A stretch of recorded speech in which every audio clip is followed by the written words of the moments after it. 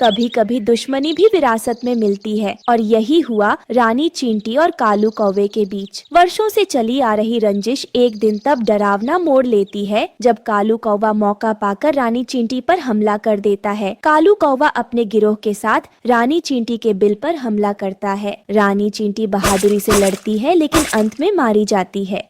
आज खत्म कर दी इस रानी की कहानी। अब कोई नहीं जो मेरे रास्ते में आए। स्वीटी चींटी दूर से सब देखती है और रोती हुई भाग जाती है। रानी चींटी की इकलौती बेटी स्वीटी अब अकेली थी। न खाना न पानी, डर, भूख और ठंड उसका पीछा नहीं छोड़ रही थी। स्वीटी चुपचाप पेड़ के खोखले में छिप जाती है और रो रही होती है।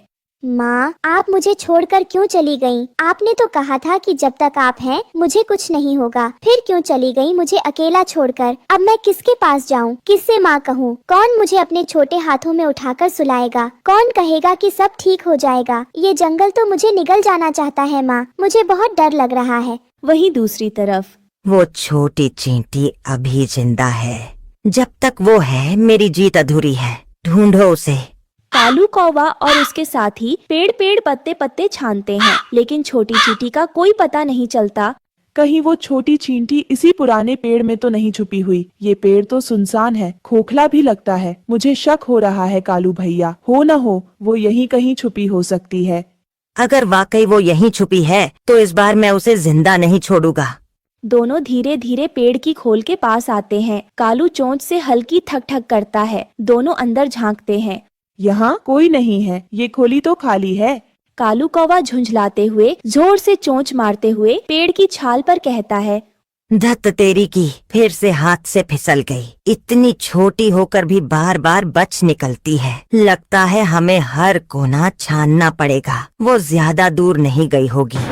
वहीं बरसात की एक रात जब सब परिंदे छुप रहे थे, रानू चिड़िया खाने की तलाश में थी। लेकिन बारिश से बचने के लिए वो भी उसी खोखले में जा पहुंची जहां स्वीटी छिपी थी और स्वीटी से अचानक टकरा जाती है। कौन हो तुम? मारोगी क्या मुझे? अरे नहीं बेटा, मैं कोई दुश्मन नहीं। तुम यहाँ इस हालत में क्यों छिपी हो? स्वीटी अपनी पूरी कहानी रो रो कर सुनाती है। रानू सुनते हुए भावुक हो जाती है। माँ को मार दिया, अब वो मुझे भी मार देगा। तुम अब अकेली नहीं हो बेटा। जब तक मैं जिंदा हूँ कोई तुम्हें छू भी नहीं सकता। कभी कभी खून से नहीं दिल से रिश्ते बनते हैं। रानो ने उसी पल एक माँ की तरह उसका हाथ थाम लिया। हमें यहाँ नहीं रहना चाहिए। कालू को पता चल गया तो खतरा है। हम एक सुरक्षित जगह चलते हैं, गुफा के पास जहाँ मेरा पुराना घोंसला है। मुझे डर लग रहा है। डर से लड़ने का वक्त आ गया है मेरी बच्ची। हम छुपेंगे नहीं, लड़ेंगे तुम्हारी माँ की तरह। ये कहकर रानो चिड़िया स्वीटी चींटी को गुफा के पास ले जाती है। वहीं कालू कौवा उन्हें गुफा के पास ढूंढ लेता है। छुप जा जितना छुप सकती है छोटी चींटी, लेकिन आज तू नहीं बचेगी। रानो, तू बीच में मत आ वरना तेरे पंख भी नोच दूंगा। रानो स्वीटी को अपने पंखों में छुपाए खड़ी होती है लेकिन कांप रही होती है। इतने में कई पक्षी, तोते, कबूतर, बुलबुल, मैना वहाँ पहुँचते हैं और रानो के आगे खड़े हो जाते हैं। रानो अकेली नहीं है। अब अगर तूने उस बच्ची की ओर देखा भी तो ये पूरा जंगल तुझे जवाब देगा। ये सुनकर कालू हंसता है लेकिन तभी जमीन हल्की सी कांपती है और गुफा की ओर से एक भारी आवाज आती है। काफी हो गया कालू। एक विशाल और तेज चाल वाला शेर पेड़ों के बीच से निकल कर आता है। सारे पक्षी थोड़ा पीछे हटते हैं। शेर रानो और स्वीटी के सामने खड़ा हो जाता है।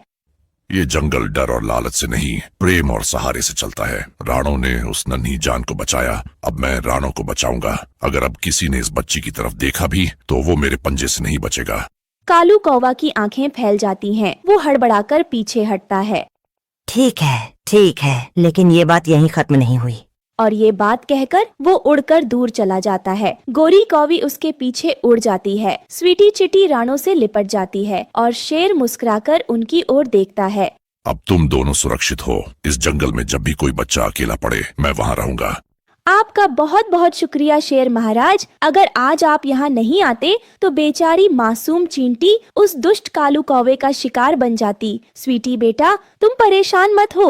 अब तुम्हारे साथ तुम्हारी रानो माँ है जो हमेशा तुम्हारा साथ देगी, हर मुश्किल से बचाएगी। जब प्यार और हिम्मत एक साथ खड़े हो तो दुनिया की कोई भी बुराई ज्यादा देर तक टिक नहीं सकती। उस दिन रानो सिर्फ एक चिड़िया नहीं रही, वो उस जंगल की माँ